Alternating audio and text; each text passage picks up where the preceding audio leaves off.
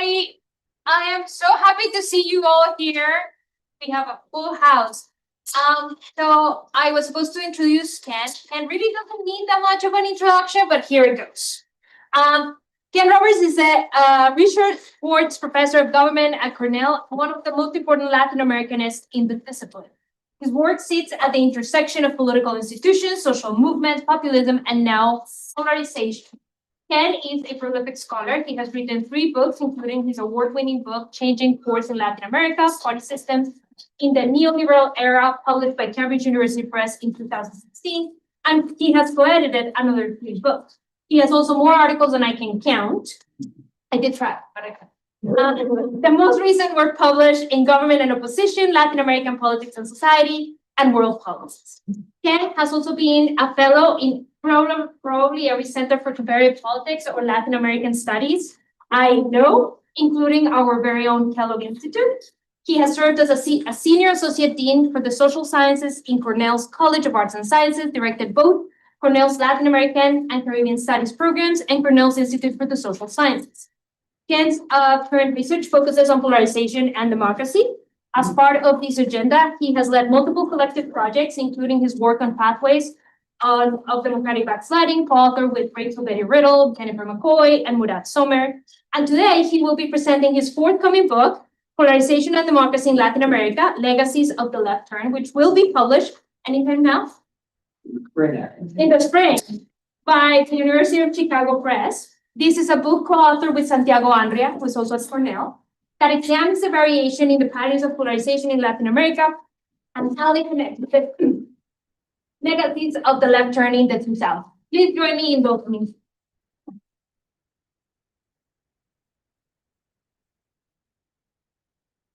Thank you, Laura, and thanks Kellogg for giving me a chance to come back and share some of my work with you all. Kellogg, I have very fond memories of Kellogg. I was here as a pre-doctoral fellow way back, I think it was 1990, while I was writing my dissertation.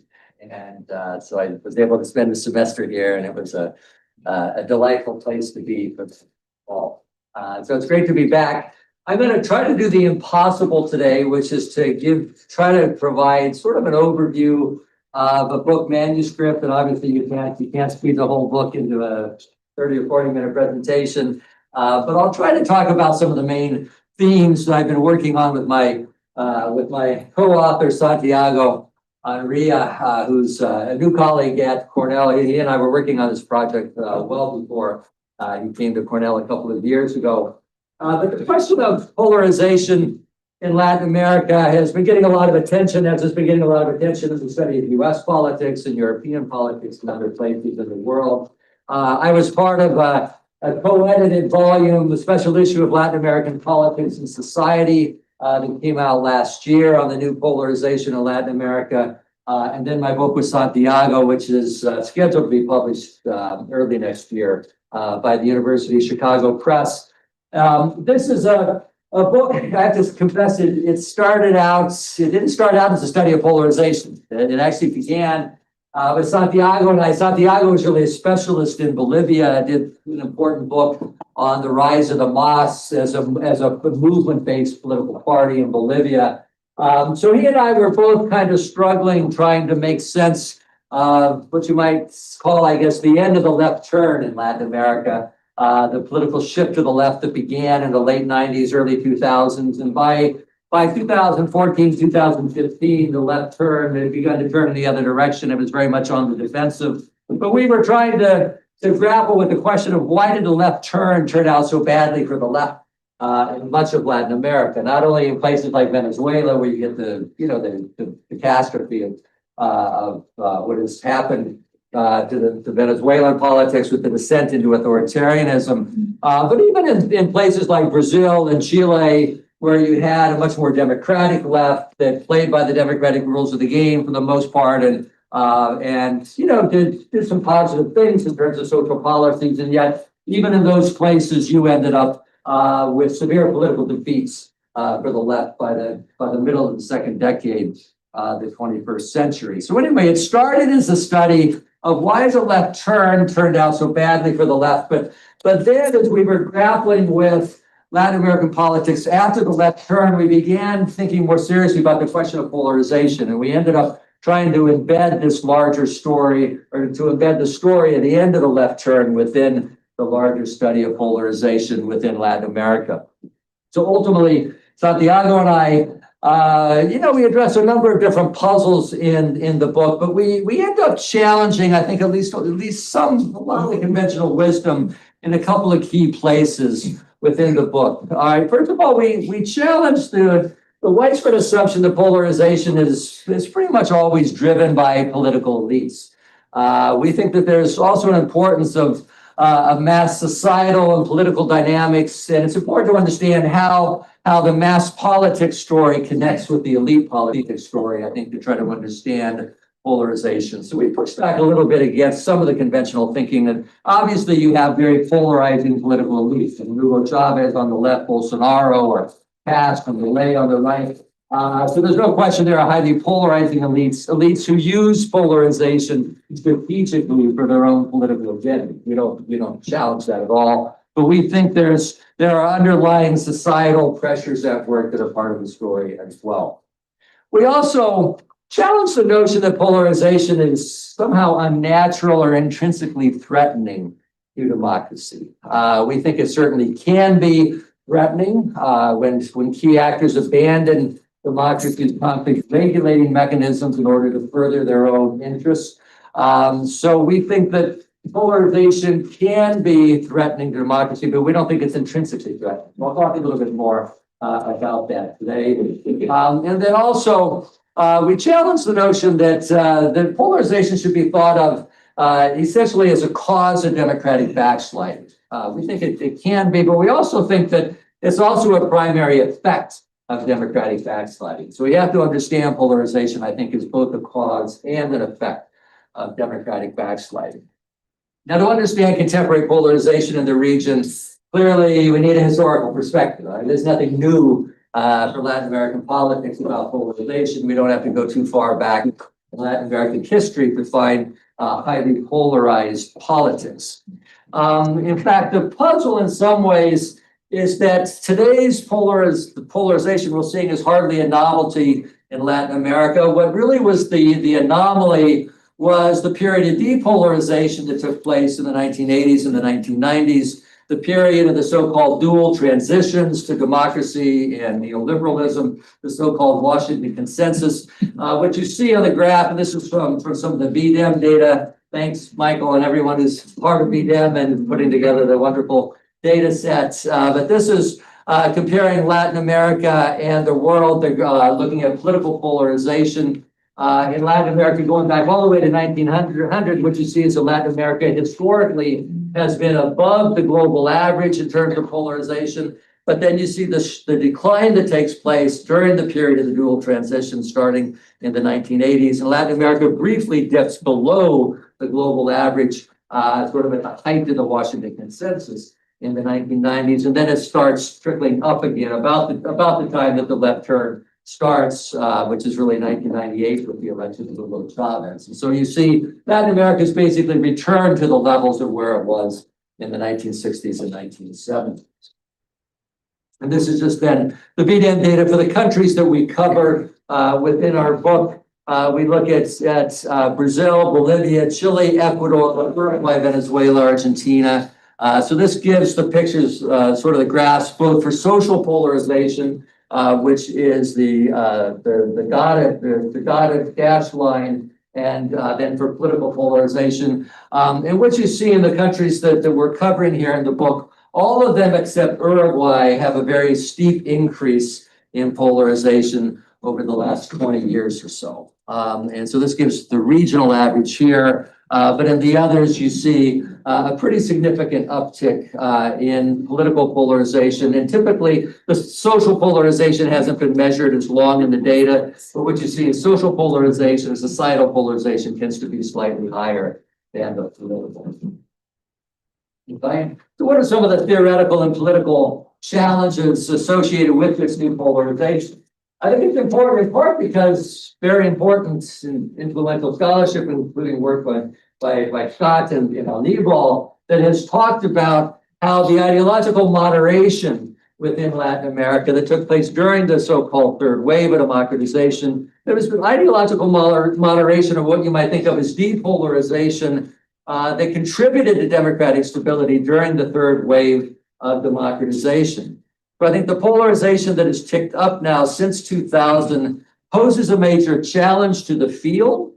And so I think it reveals in some ways, I would argue, the politically contingent nature of that depolarization that took place under the Washington Consensus in the 1990s.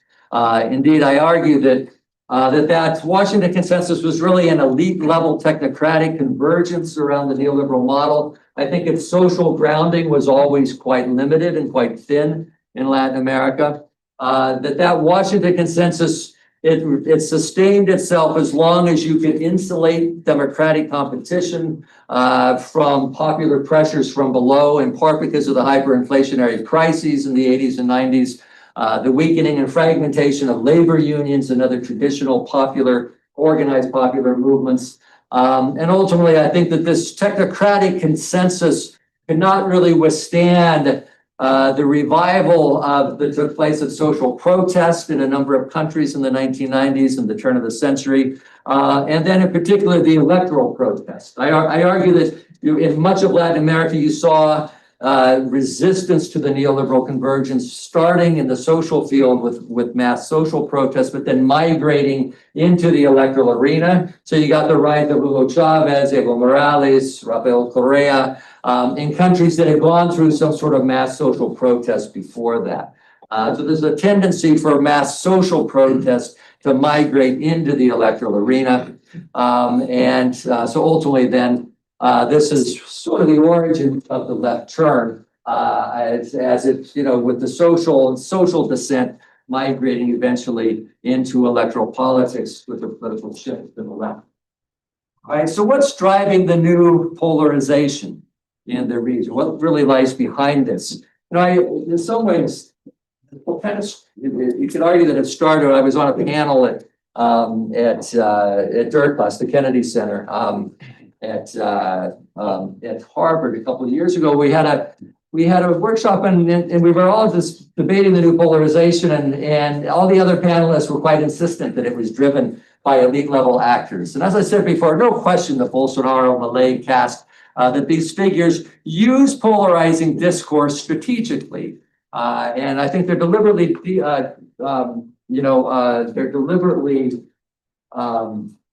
polarizing. In part, it allows them to demarcate the political fields, to align and to divide the political field. It allows them to demonize and delegitimize their rivals, and allows them to try to mobilize their bases. So certainly you can see top-down strategic dynamics of polarization that take place.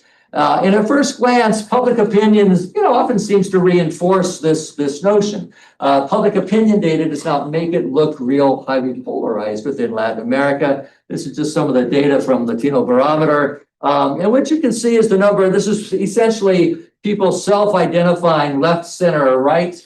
And what you see, we sort of aggregate those on the left, the center, and the right. And what you see is that identification when in the center is fairly stable over time, and that it is a plurality within the region. The more people identify with the center than with the left or the right. You see the identification with the right, it dipped a bit during the heyday of the left turn, but then began to trickle back up again and actually reached its highest point in recent years as part of the backlash against this. And then you see a kind of a slow but steady increase in identification with the left over time. All right, but this just does not strike you as saying the Latin American societies look highly polarized. A couple of cautionary notes about this, right? Most Latin Americans clearly don't have extreme ideological positions. It's important to note those who place themselves at or near the center, they are a plurality, right? They're not a majority. They're about 35 to 40%, right? So it's not a majority. And in fact, the left and the right poles together outweigh the center, which I think does create potential centrifugal effects in the electoral arena. All right, so the left and the right poles are significant, and they have increased in time. The other one thing I should point out with the modest increase in identification with the left and the right, That's not because of people not declaring themselves to be in the center. What has happened in part is that the number of Latin Americans who answer the survey saying they're not, don't know or won't say, that has declined. So it's down to only about 15% of Latin Americans won't self-position themselves on the ideological spectrum.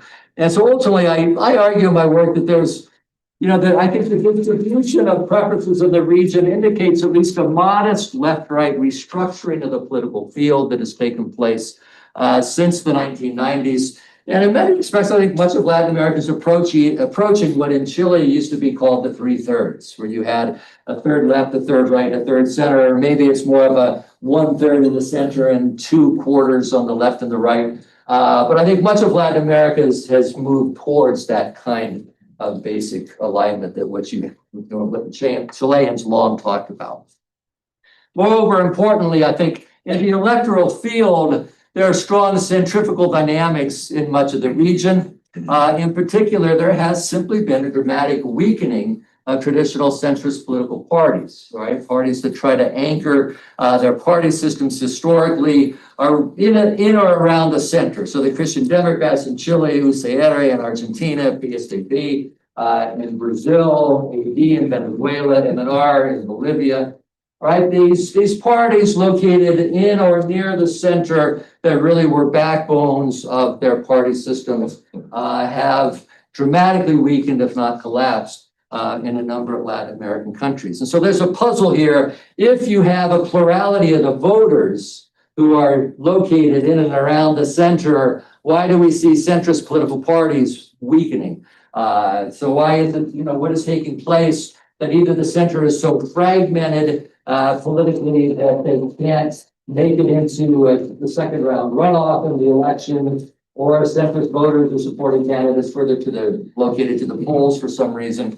But I think there's a tension between sort of the relatively centrist public opinion and the electoral behavior that we see. The ability of centrist political parties to articulate and channel that plurality has, for whatever reason, I think dramatically weakened in the region. Okay, so we've seen a strengthening of alternatives located closer to the ideological poles on both the left, the Bolivarian left in the Andean region, the Peronist left in Argentina, the movement left in Chile, and on the right, Bolsonaro, Malay castes. Right? So I think in some ways there's been a decentering of the electoral field within Latin America. Okay, so if the election results then, if they're supposed to reflect the preferences of the median voter, right? What explains the gap between a centrist public opinion and this more polarized voting dynamic? Clearly, second round election runoffs are part of this story. But we ask whether these centrifugal dynamics might be attributable to the different levels of political participation and engagement between citizens who locate themselves near the center and those who locate themselves closer to the ideological poles. In other words, it's a question, do citizens' preferences weigh equally across the ideological spectrum, or do some of them weigh more heavily? Do some weigh more heavily than the others because they are more actively engaged in political affairs? Right? So in some ways, this is getting at the distinction, sort of the classic distinction between numbers and intensities in politics. All right, so to test this proposition, we basically work with the LAPOP data, and we construct an index of political participation from 4 different indicators, whether or not this is using the 2018 survey, which is the last survey that provided us with all the measures we needed. But looking at voting in the previous election, participation in the meeting of a political party, participation in the meeting of a community organization, or participation in some sort of protest event. All right, so we construct an index of political participation. We also constructed an index of media attention. How much attention do they pay to traditional broadcast media or print media, or to social media?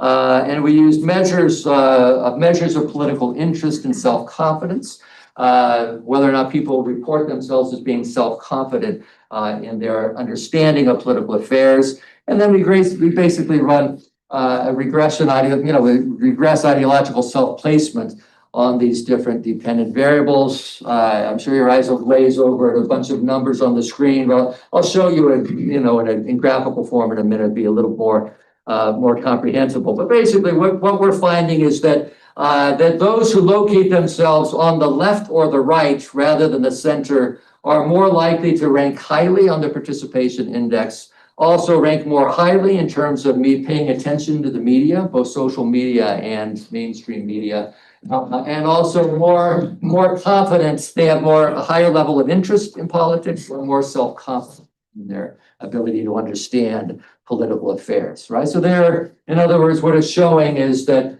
that plurality locating itself or in and around the center tends to be less involved, less interested, less engaged in political activities. So this just shows you in graphical forms where we essentially took the participation index and the ideological self-placement. So the ideological self-placement here from one on the left to the right. And then this is scoring the number of participants who ranked at the higher level in terms of our participation index. And what you see, as I was just saying, those, especially on the left pole, but also those locating themselves well to the right, are more likely to be highly engaged in political affairs, whereas the center, especially those who answer a 5 on the scale of 1 to 10, tend to be quite disengaged from politics in general. And that's, think about how these surveys are constructed and what they're picking up. I mean, I think for a lot of people who don't like politics, or they're not interested in politics, or they're basically alienated, they might answer the survey saying, don't know, won't say. But the number of people who give that answer is quite small now. Most of them do, locate themselves on the scale. But I think the default answer for people who don't much care about politics is probably a 5. That they're unlikely to say I'm on the left or I'm on the right. I think the default answer for people who really don't care much about politics is probably a 5. I think that makes public opinion look quite moderate, which is some level it is. And yet, in terms of what that means for democratic politics, I think that those people tend to get outweighed pretty quickly when it comes to democratic politics. This takes the data, shows it in a different ways. Looking at the solid line is the identification on the left or right, and then the dashed line is those who score high in participation. And again, what you see the number of people who are identifying at the very center, that you get the spike in the number of people identifying there, but you get a dip in terms of the participation. So it's kind of fun that if you sort of turn these into, one is a U-shape curve, the other is an inverted U-shape, where participation and identification are, working, quite different ways. Okay. So ultimately, then, we think it's important to try to have a better understanding of, what is going on at the base level. How do the societal dynamics play into the polarization process? If it's not just a question of elite political behavior. All right. As I mentioned before, we think there's a consistent pattern of mass social protest serving as something of a prelude to party system crises and party system breakdowns, right? This was the case before the rise of the so-called Bolivarian left in Venezuela, Bolivia, and Ecuador. And so you get the rise of the more radical populist or movement-based lefts that emerged in the Bolivarian cases. Those were also the countries that were widely recognized to have had the most explosive patterns, so along with Argentina. In our study, Argentina becomes an intermediate case for complicated reasons that we can talk more about if you'd like. All right, but basically, in the countries where you had mass protests that toppled presidents, those were the places where you were more likely to get the entire party system breaking down and the rise of some sort of anti-systemic leftist alternative coming out of the movements in Bolivia, or some sort of left populist leadership in Venezuela and in Ecuador. Okay, so on the left, you have the anti-neoliberal protests of Baracazo in Venezuela, Ecuador's indigenous and popular uprisings, three consecutive elected presidents that were toppled in Ecuador, Argentina's 2011 uprising, So it's sort of the Piquetero movement feeding into that. Bolivia is the so-called water war, the gas war in 2000 and 2003. And then, of course, Chile's more recently, Chile's estallido, the social uprising, the student rebellion in 2011, and the broader social uprising in 2019. But this is not just a story about the left. Bolsonaro was a pretty marginal figure in the Brazilian Congress for quite some time. But after the 2013 mass protest, which actually began as right-wing protests, the protest movement in Brazil gravitated a bit over time. But by 2015, 2016, it was very much an anti-PT, anti-Dilma protest movement. And that mass sprint was very large-scale movement. And I think in many ways that opened the door for the rise of a right-wing populist figure like we saw with Bolsonaro. So I don't think this story is exclusive to one on the left. Okay, so this is just a few photos. This is Evo Morales when he was a leader of the Cocalero movement in Bolivia. Gabriel Boric and Camila Vallejo as student activists in 2011, the big student rebellion in 2011 in Chile. All right, so polarization, I think, cannot be explained simply as a strategic elite-driven process. I think it has deep roots in what's happening in society as well, especially patterns of grassroots activism and social protests, both on the left and on the right flanks of mainstream party systems. So I think it's important to recognize how the top-down story plays together with the bottom-up story, how they can reciprocate and reinforce each other. I think, though, this raises the question, right? Is polarization a threat to democracy? And we argue in our book that the polarization, we think, has conditional effects, right? In fact, I would argue polarization on the ideological plane, I think, is not intrinsically damaging or threatening to democracy. Indeed, we forget, in the classic work that heavily influenced O'Donnell and Schmitter and other work on the so-called third wave of democratization from Dankel, from Rustow, right? The argument that polarization is really the source of democracy, right? Democracy often arises from political conflict and gridlock. There's often sort of the folk wisdom that democracy emerges from a shared civic consensus, normative value, a civic culture. But Rustow reminds us that democracy often emerges in context of conflict and polarization. And it's typically an institutional compromise between fierce political rivals. And it's an institutional compromise that is explicitly designed to process and regulate conflict among these rivals, right? So electoral alternation in office in particular, the checks and balances, minority political rights, the rule of law, these are all designed to lower the stakes of democratic competition and to lengthen the time horizons of the actors within the democratic arena, right? So democracy is designed to deal with polarized conflict.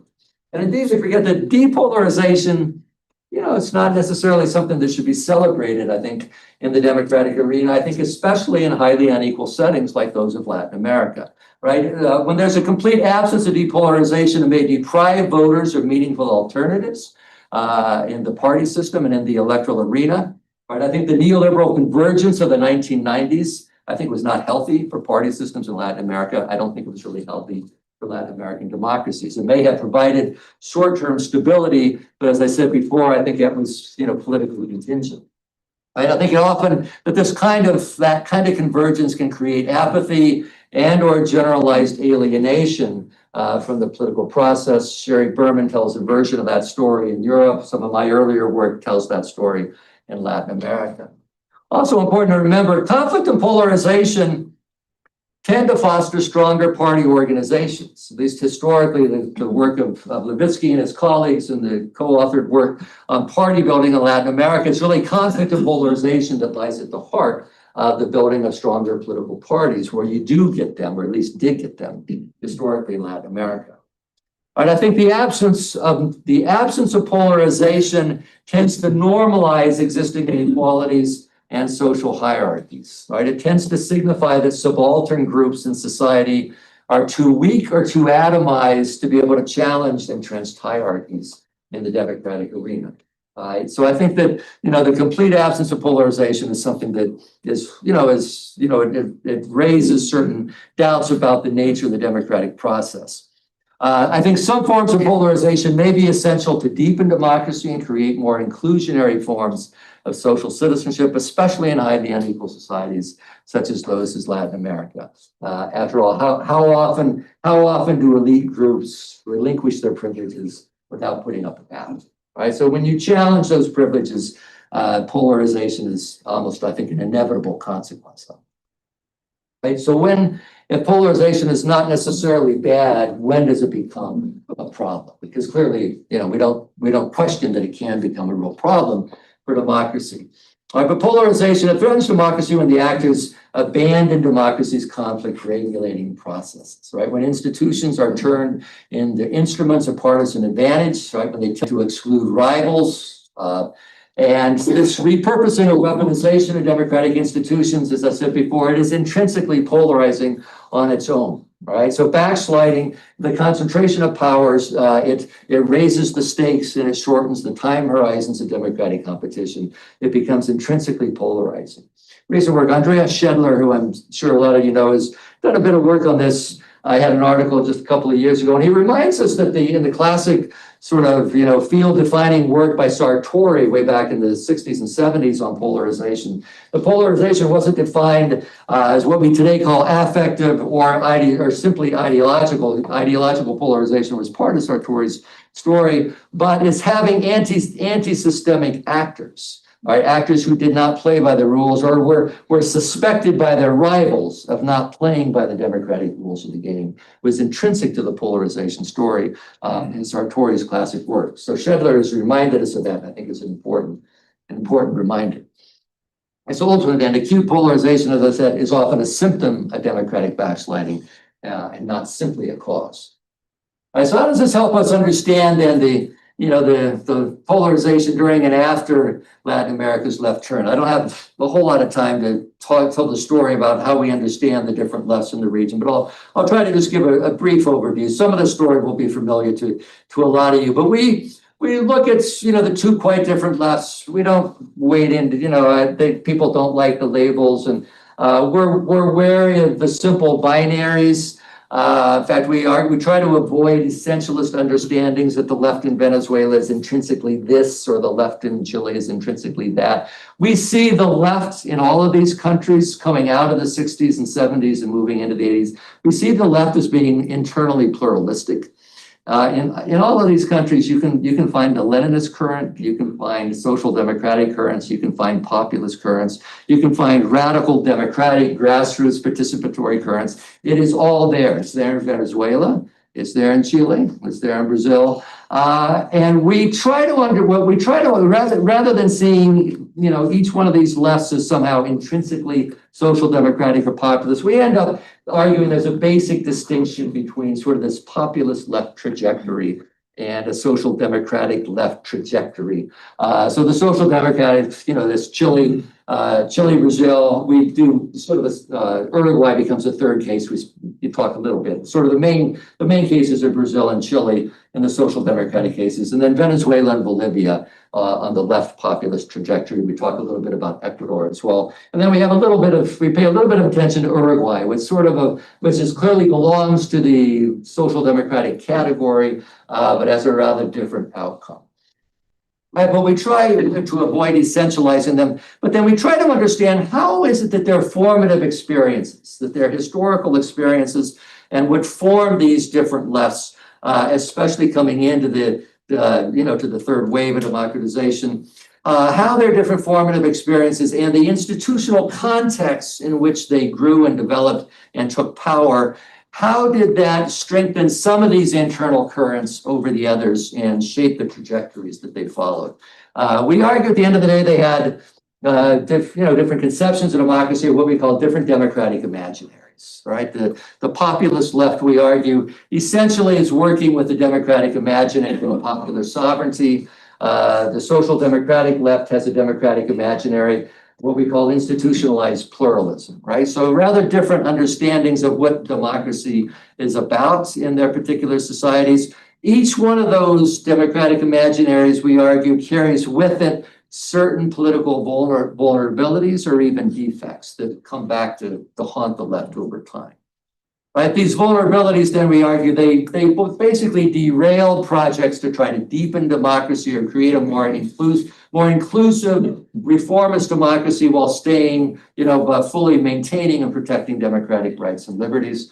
Essentially set the stage for the outcomes of political defeat or upheaval and polarized conflict in the different countries, with Uruguay then being a partial exception. All experienced intense polarization, but the populist left and the social democratic left experienced polarization at different stages of the process in rather different ways.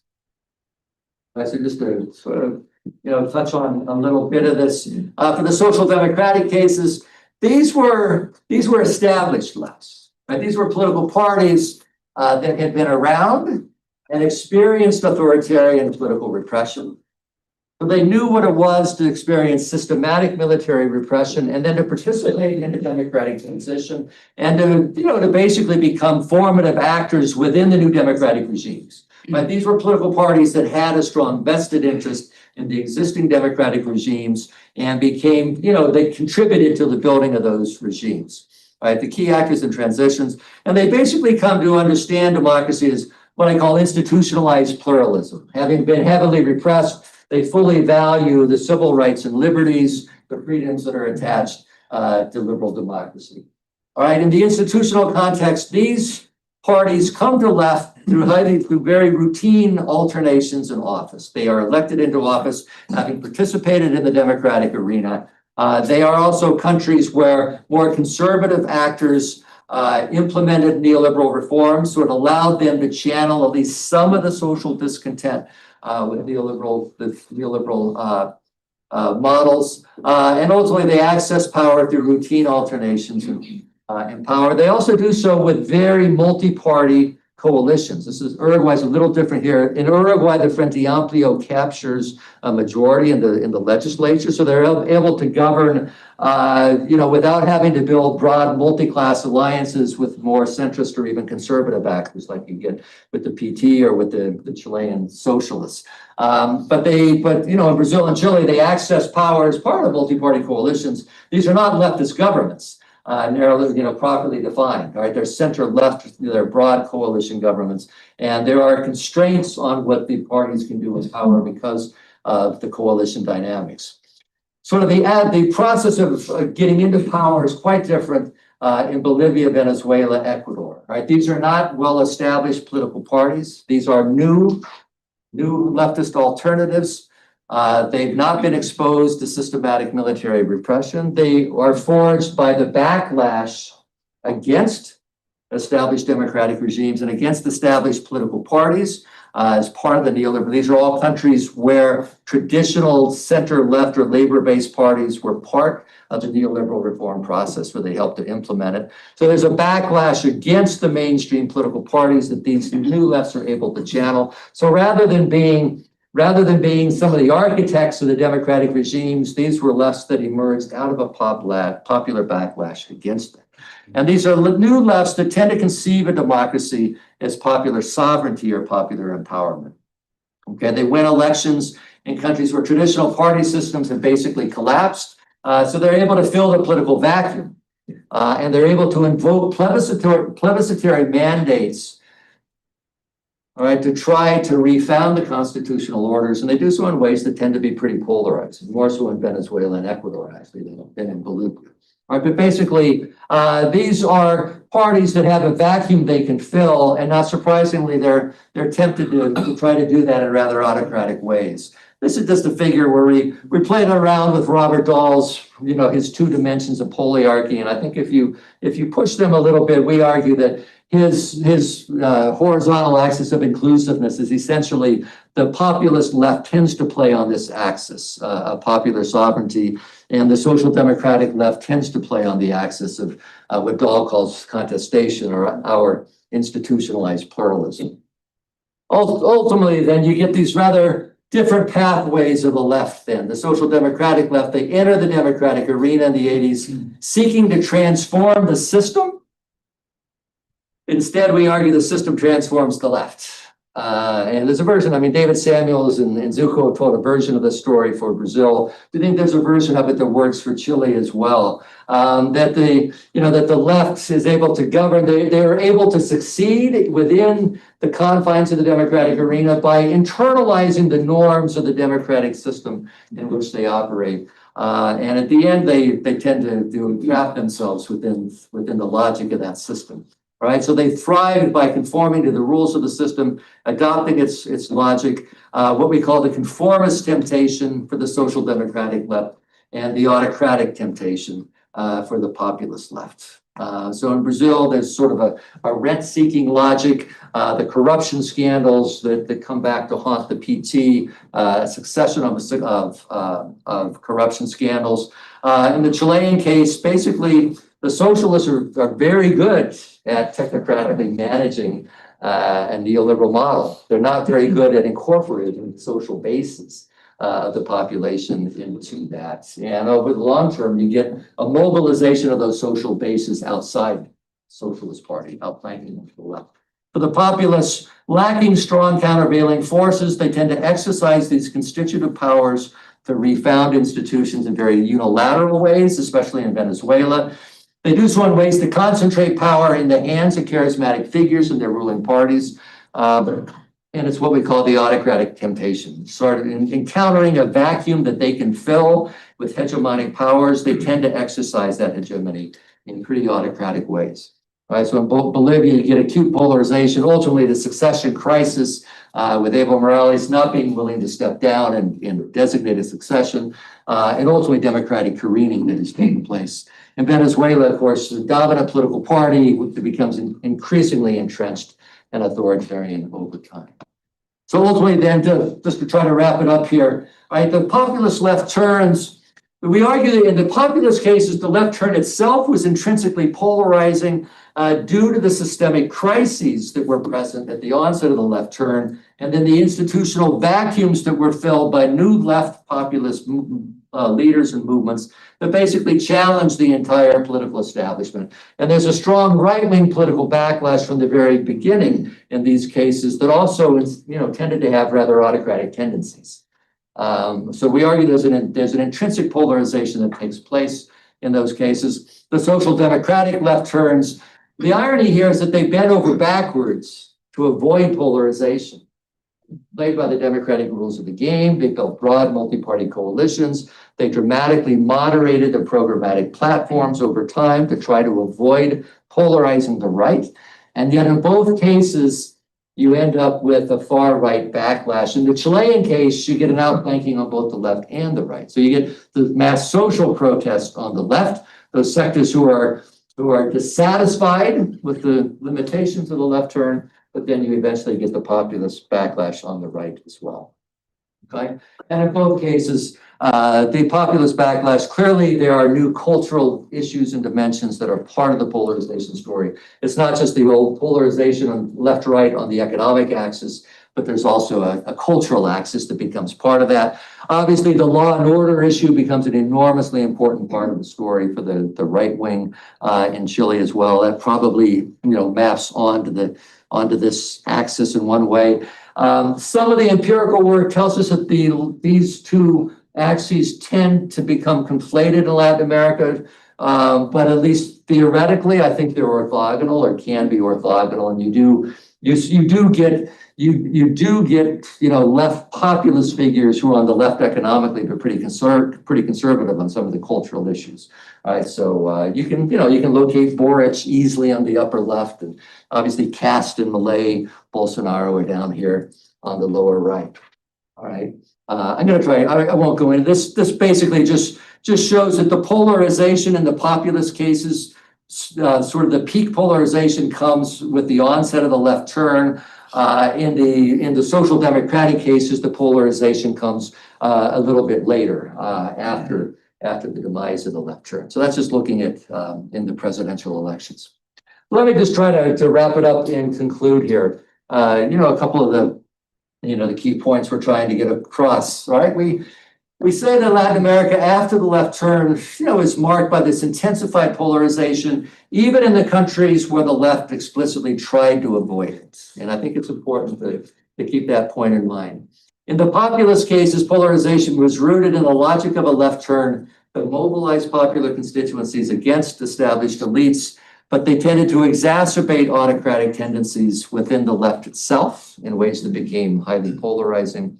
In the social democratic cases, I think that it had roots in the limits of the new inclusion, their polarization process. I think the limits of the new inclusion in third wave democracies, which led to the outflanking of the social movements in the Chilean case, but then also the defensive reactions of those groups in society who felt threatened by, even the tentative reforms undertaken under the social democratic left, right? So there are sectors who I think are simply challenged by any sort of threat to the traditional social hierarchy that they are accustomed to. And I think it's important to remember then, although it's easy to argue the polarization in Latin America is heavily conditioned by the failures of Latin American democracy, economic failures, certainly failures in maintaining, dealing with law and order kinds of questions. So the failures are certainly there, but it's important to recognize even the modest achievements of Latin American democracies have fed into some of the right-wing backlash against it. Some of the gains that have been made for indigenous peoples, for Afro-Brazilians, for women, and so the so-called new inclusion, which I think was fairly modest in its effects, but I think even those modest democratic gains have fed into the right-wing backlash that we see within the region. All right, and clearly now in contemporary times, these defensive reactions are reinforced by Washington, leaving us, I think, in a different dynamic today.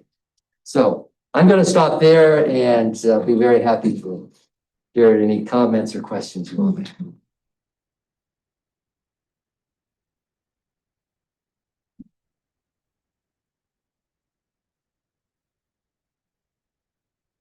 I'll be taking names. Michael. Great talk, Ken. I think this is some of your best work, really. I want to press you about the center. And certainly there is some evidence that people who are classified in the center as fives are just not interested in politics. But sometimes people have talked about an ideological center, which there are certain centrist positions. Like how, do you have any sense of how many of people who are fives or 5 or 6 are really an ideological center as opposed to just sort of uninterested in politics? I think it's a great question, and it's one deserving new research. Santiago and I have not looked at that systematically. There's absolutely no doubt that there is, properly speaking, an ideological center. Although I think if I recall Sartori, I think Sartori said he said that these, I'm trying to remember the language Sartori used, but I think Sartori argued that it's just sort of a default position, that there are really only two, there's a left and a right, and the center is just sort of a vacuum for people who don't fit in the left or the right. But I don't think I don't agree with that. I think there is an ideological center. And I think certainly traditionally, a lot of the Chilean Christian Democratic Party, I think I would put there, where there certainly was an ideological definition, and certainly a commitment to liberal democratic norms would be part of that. Often, take the Chilean Christian Democrats. It also meant a recognition of social inequalities and injustices as being a problem, and a commitment to some sort of modest social reforms that would address the needs of the underprivileged without doing radical changes in property relations and, sort of highly polarizing kinds of economic reforms. I think that kind of center clearly does exist in Latin America. So I would not say that everybody who's positioning themselves as a 5 or 6 in the surveys is uninterested in politics or is really ideologically ill-defined. It does exist, but I have not done the research to try to figure out what proportion. I think it'd be a very interesting study to do, because I think there is a real dilemma here. There's a real puzzle in the fact that, there is clearly a centrist plurality in public opinion, very consistent. And yet, and there used to be centrist political parties that would somehow articulate and channel that. And that is what I think seems to have crumbled and in much of the region. And then displaced, you may still have centrist personalities who become a leader, but to actually, I mean, it's hard to, you'd have to, look around pretty hard to find strong centrist political parties in the region today. And the ones that were there until fairly recent times are a shadow of what they used to be. Thank you. I really enjoyed the talk. This idea about the dual transition period as having these kind of latent political and distributed conflicts is really interesting, and seeing that period as more the exception than the norm. And I was wondering, to what degree do you think left parties, at least the social democratic variant, were activating these latent conflicts versus the more populist routes was creating new distributive and political cleavages? And if that helps explain, if you think that's right, if that helps explain variations in polarization. And then the second quick question, I would just love to hear your thoughts on why the left is back in power in Brazil, and to what degree can this framework account for that? Yeah. And the PT certainly does not disappear. They were severely damaged by the corruption scandal. Of course, at one point, even Lula ended up in prison. My hunch, some of you know Brazil better than myself. My hunch, it's not at all clear to me that Bolsonaro would have been elected in 2018 had Lula not been in prison and not allowed to run. The problem, of course, for the PT is what comes after Lula. And how does this story, where does Brazilian politics go? I think the PT has there's long been highly dependent upon Lula, his electoral appeal that allows him to appeal much broadly beyond the base of the core base of the party itself. But I'm not surprised.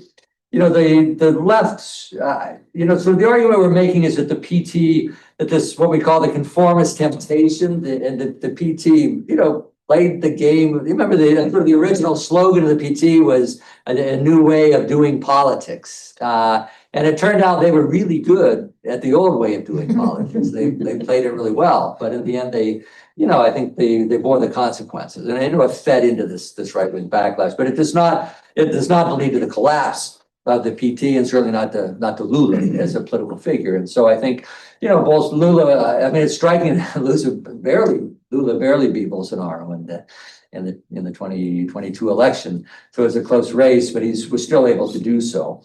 And I was talking with a few of you this morning. I myself am quite impressed, recognizing the fragility of the institutional checks and balances in Brazil, and how politically contingent I think they are. But the Brazilian case shows you how democratic institutional checks and balances can't actually function when leaders have blatantly violated the democratic rules of the game. The contrast between how Brazil dealt with Bolsonaro after he left office and how the United States dealt with Trump, it's an extraordinary story, and very illustrative. So in some ways, I think that the PT, paid an important price as part of that conformist temptation. And I'm worried about where things are going in the future in Brazil, but we don't argue that they were wiped out by that. And they were able to come back. Bolsonaro obviously alienated a lot of people, and Lula, in a close race, was able to mobilize a good party. So I'm sorry, so your first question had to do with between activating pre-existing cleavages versus creating new ones, and how that explains patterns of polarization. Right. Yeah, it's so much. My previous book argued that sort of the cleavage structuring process, coming out of the Washington Consensus, that it heavily depended upon the critical juncture of neoliberal reform itself. And where you had traditionally center-left, labor-based type political parties leading the process of neoliberal reform, you ended up with what I call this neoliberal convergence, because obviously the conservative parties supported neoliberal reforms, and if the left does too, basically the entire party system converges around it. And there are no institutional channels to really channel the dissent that does exist. And so instead, what you get, it gets channeled initially into social protests, right? You know, the water wars, the gas wars, the Caracazo of Venezuela. So you start with mass social protest, and then that gravitates into the electoral arena with the rise of some sort of new left alternative that is part of that backlash. And that's very different from what you get in the cases where you get a more social democratic left. These are cases, I mean, in Chile, it was obviously Pinochet that implemented neoliberal reform. So the left could always be in opposition to that, even if the socialists clearly moderated dramatically, but when they formed the Concertación coalition with the Christian Democrats to lead the transition, obviously they moderate significantly their criticism of neoliberalism. But I think at least for a while, Chileans who dissented from that neoliberal orthodoxy saw the socialists as a place where they could go, and certainly the Brazilians did, and with the PT through the 1990s. And so the difference then was you had leftist parties inside the system that could help to channel that dissent, which you did not have in Bolivia, Ecuador, and Venezuela, where you got the populist left. So I argue in my earlier work that this is sort of the process of neoliberal reform was a critical juncture that either de-aligned or realigned party systems in ways that at least, for several decades tended to stabilize and shape their trajectories. I think the legacies, we can debate how long the legacies of those critical junctures lasted, but that's how I understand that particular period. Luis? Yeah, thank you. This is the second time I see you present this, and it continues to be very thought-provoking. So first, one comment that alludes to what Jasmine was mentioning, and perhaps provocatively, right? I can't help but draw conclusions that you're saying polarization is not all that important because it's almost inevitable, and there was only an exceptional period in which it's not. But these are all countries that have polarization, ends up being high, and they just manage it differently, right? So I wonder where this book is about the negative consequences of repressing polarization, right? And what we are seeing is that countries that didn't have existing organizations to channel them, well, like, Brazil and Chile that had strong social democratic parties, had party system collapse, and then democracy suffers, whereas even though now, let's see what happens in Chile, right? But still in those cases, what we have is like, even though polarization eventually reappears, we have it managed, right? Because it doesn't grow up, end up harming the regime. So in a sense, it's like the party system mediates the process of depolarization. So I'm wondering if you think that's a good interpretation. And then quickly, just this is kind of a conceptual clarification. It seemed like most of the talk was about ideological polarization. And I think that the BDM indices, especially the political one, really maps onto that. Like if you look at the Argentine case, it scores highly very early on, even though we associate the high, like it appeared much later.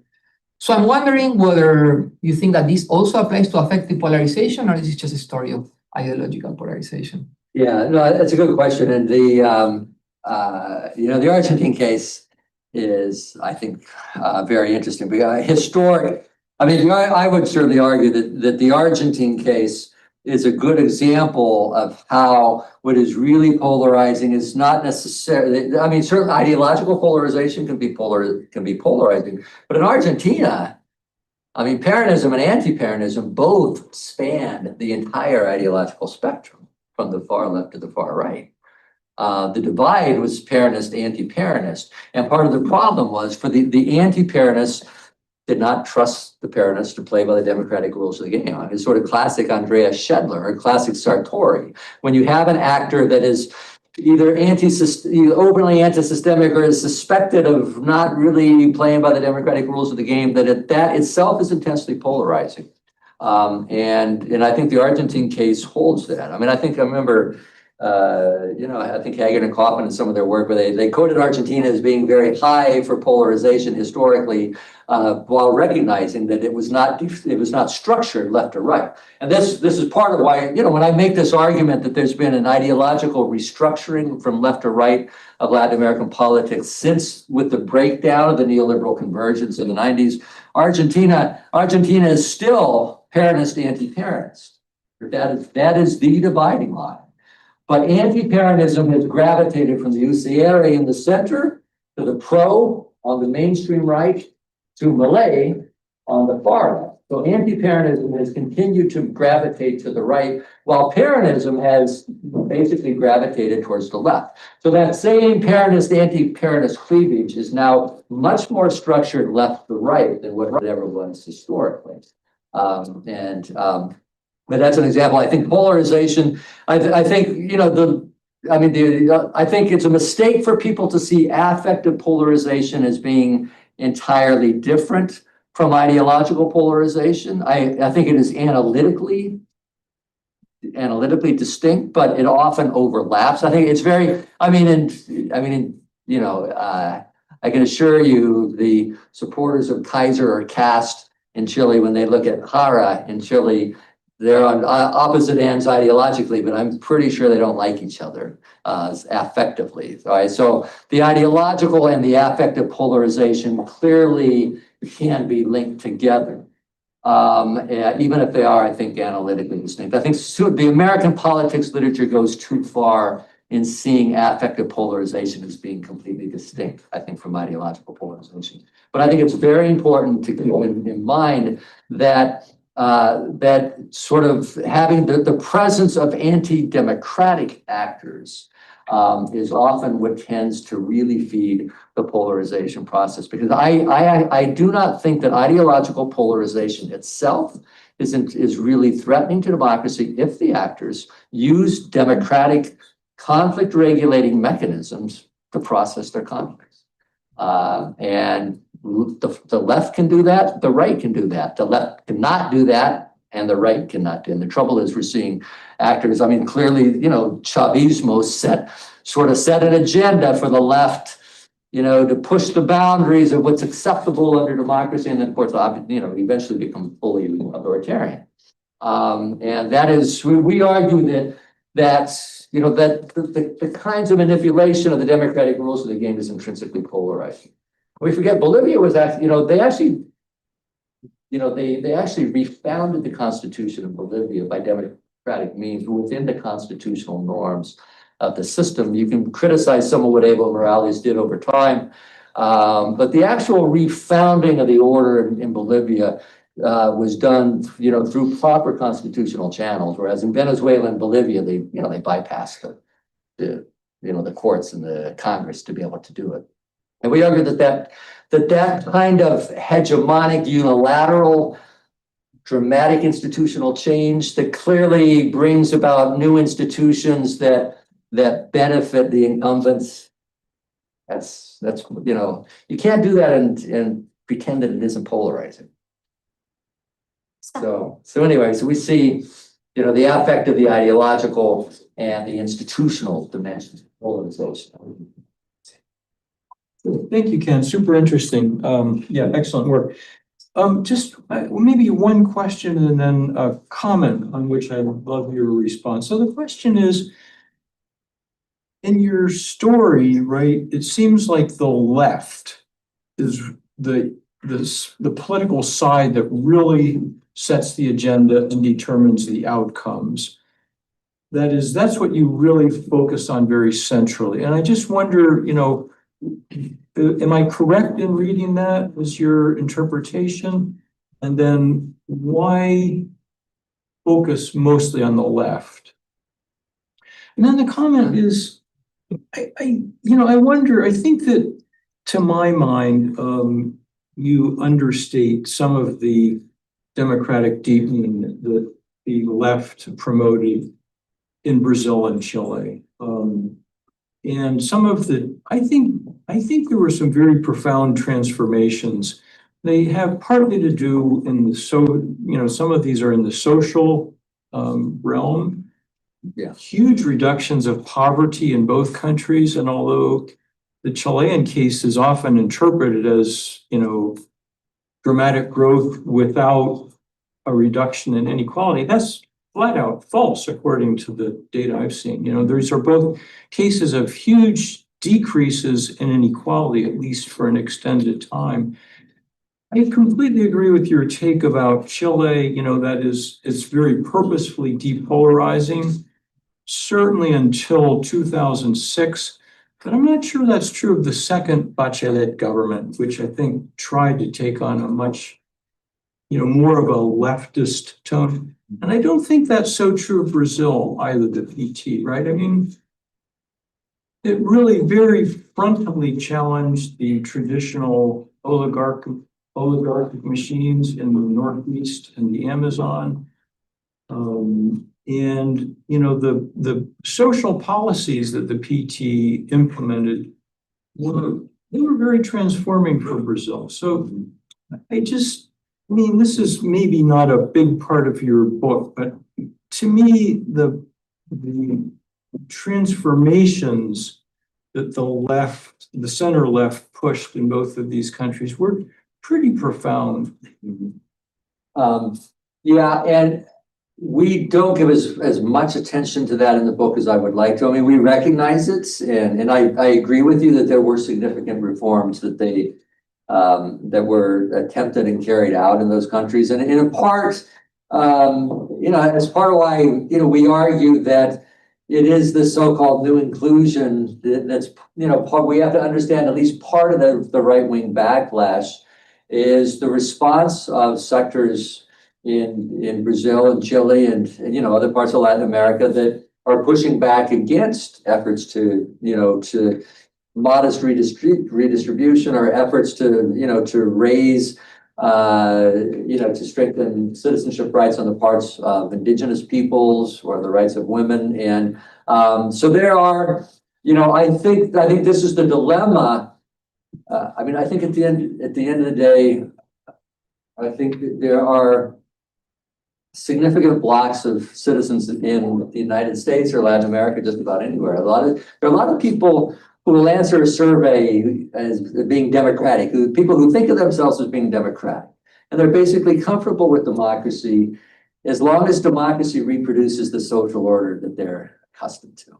And when democracy begins to unsettle that social order and gives new power, new voice, new rights to other groups in society, I think we see sectors pushing back. We see a sort of a new authoritarianism that is part of a pushback against that. And I think it's one of the, I think it's a challenge for the left. I think the left has to recognize, and not, I think the left cannot be naive in thinking that it can challenge social hierarchies and not expect some sort of political backlash. And I think the left needs to factor that into their calculations and understand it.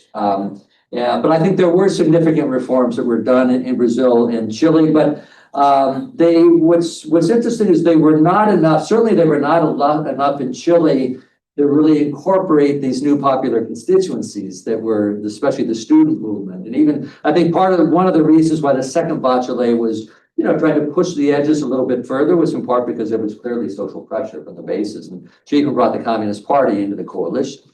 Her second government. They'd always been left outside the old concertación.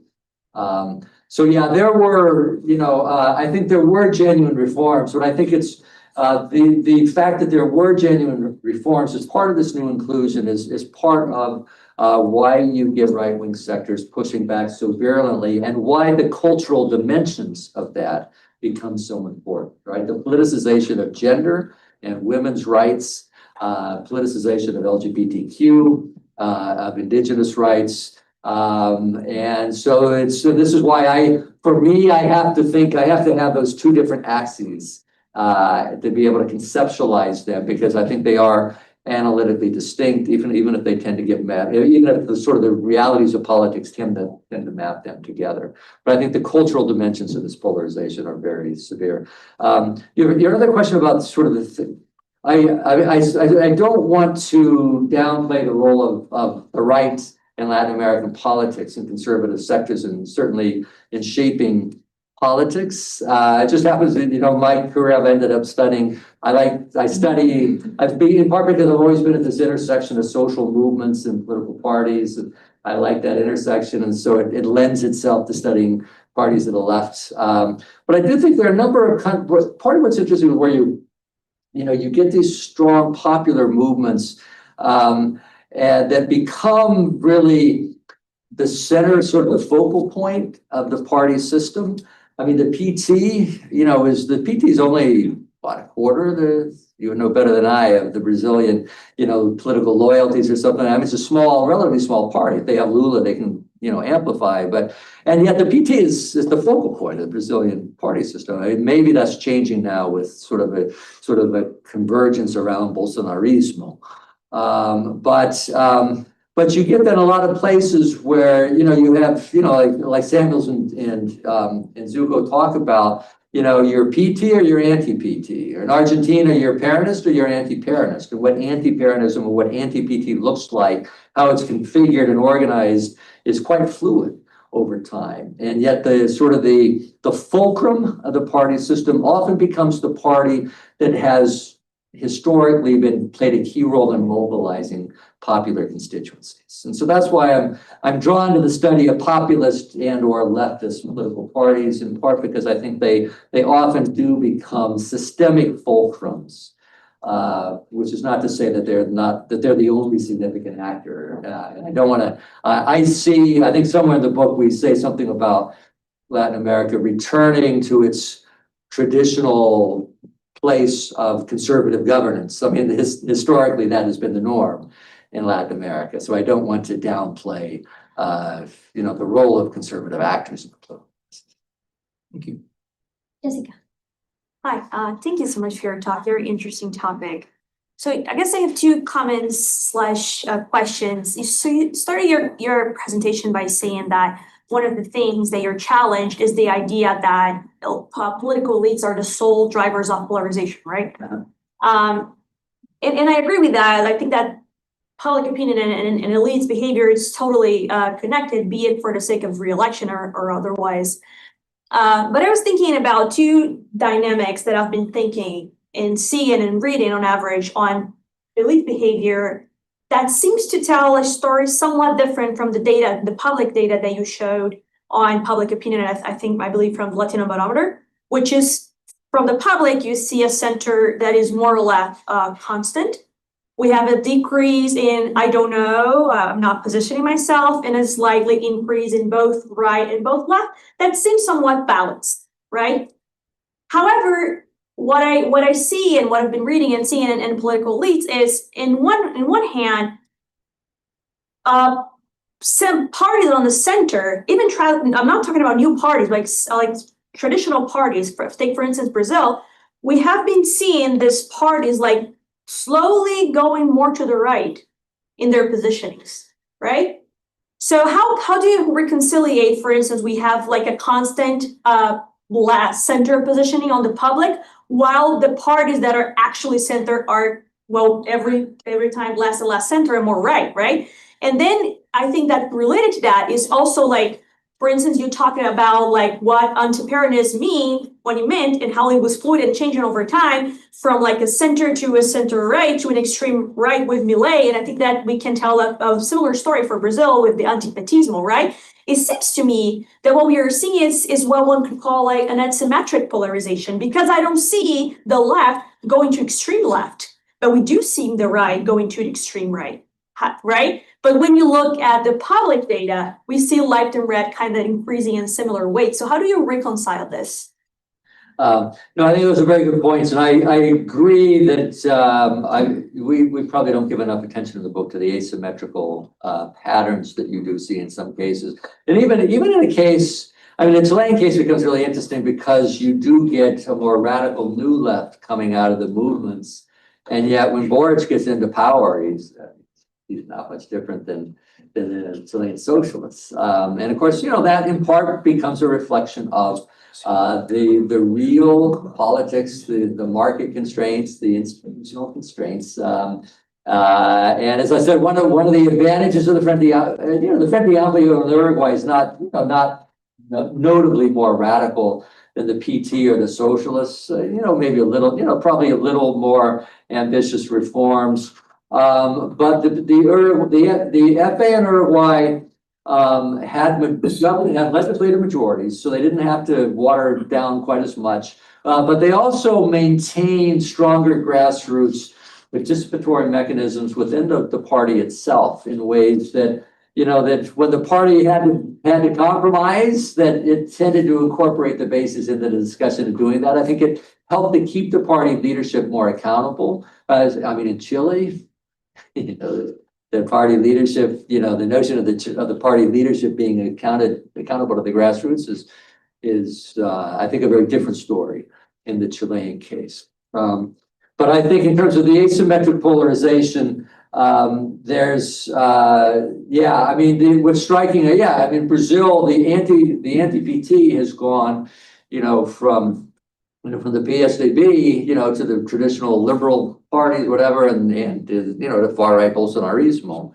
And without the PT moving further to the left, PT remains a very moderate actor. In fact, it's interesting in Argentina. Well, Argentina has, anti-Peronism in Argentina has become increasingly radicalized on the right. Peronism became center left, I suppose, under the Kirchners, but the last two Peronist candidates have been very centrist. If there's a centrist party in Argentina today, it's Peronism.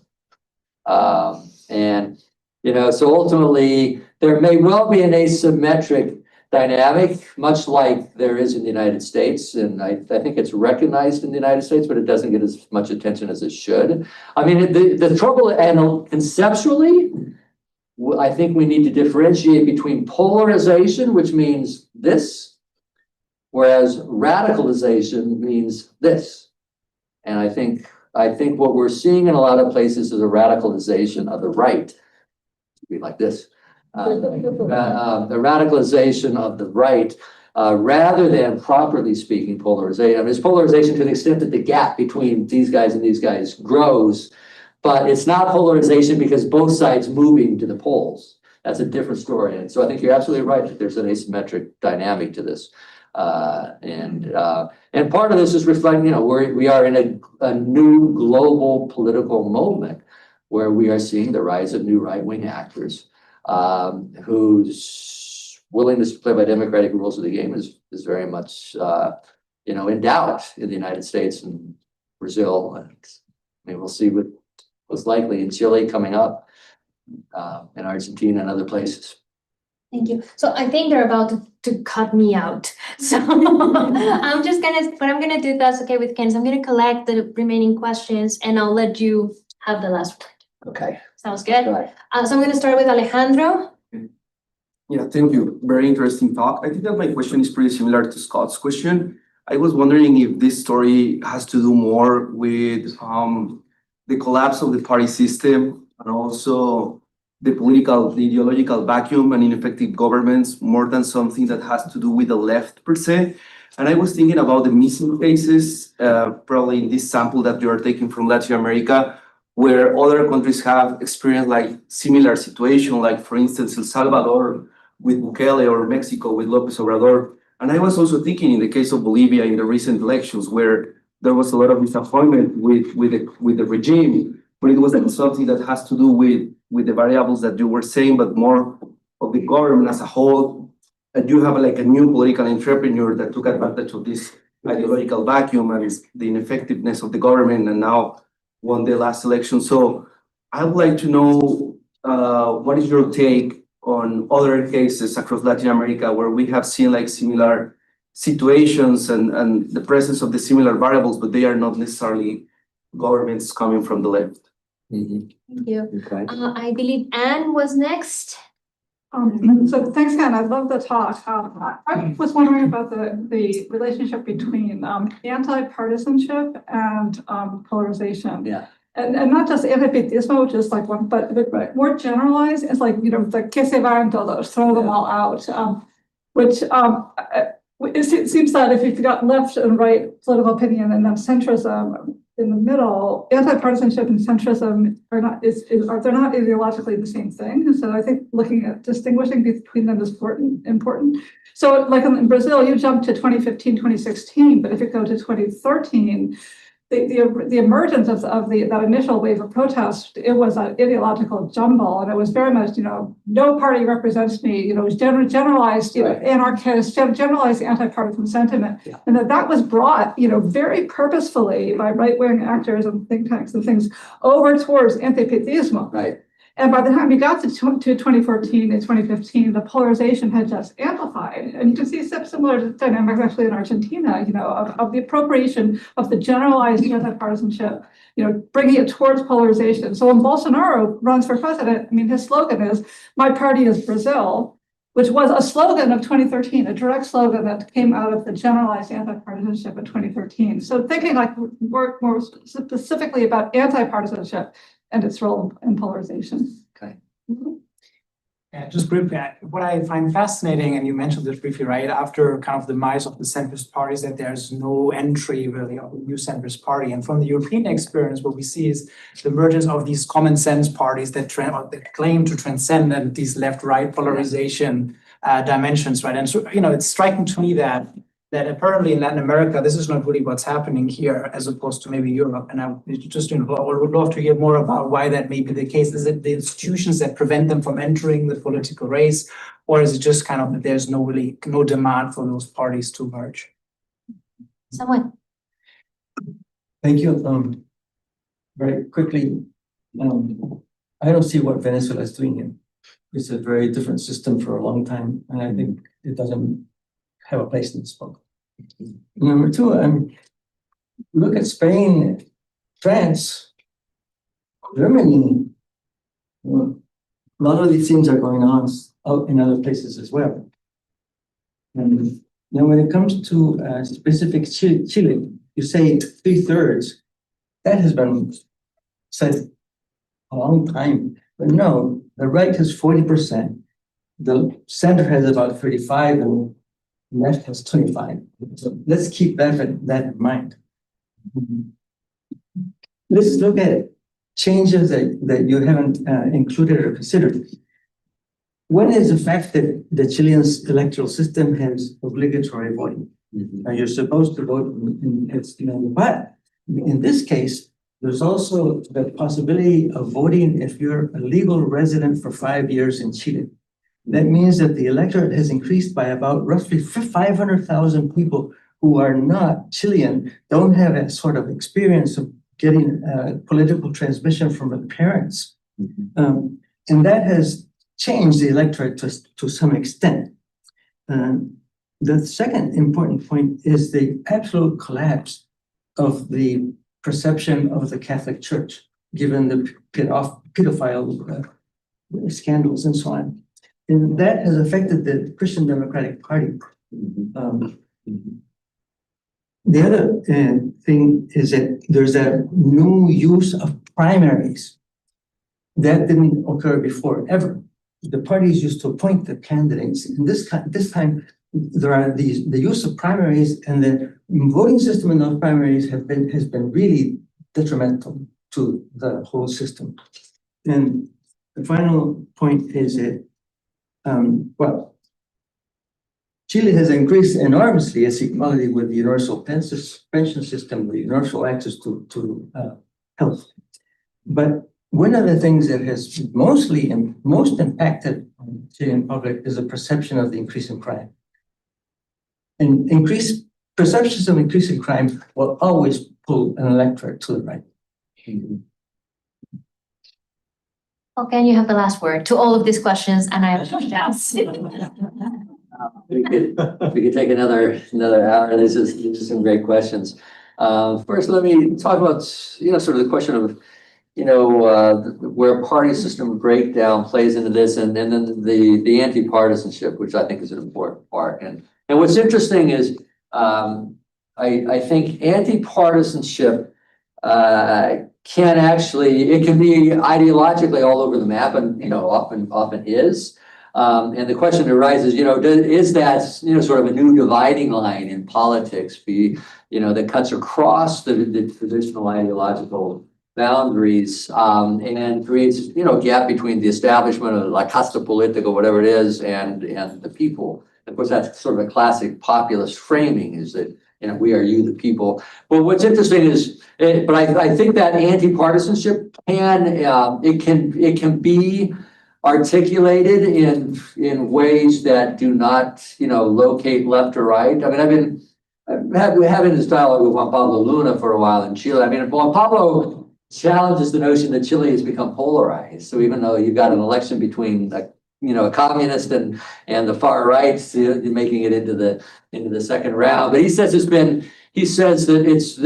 the process has been what he calls destituyente en vez de constituyente. So rather than sort of constructing new alignments, what you get is sort of a breakdown and just people fed up with this. And he basically sees Chile going the way of Peru, sort of bring in other national experiences, a complete breakdown of, it happened in Peru. I mean, amazing that after 40 years, or 30 something years, you haven't rebuilt a party system, effectively speaking.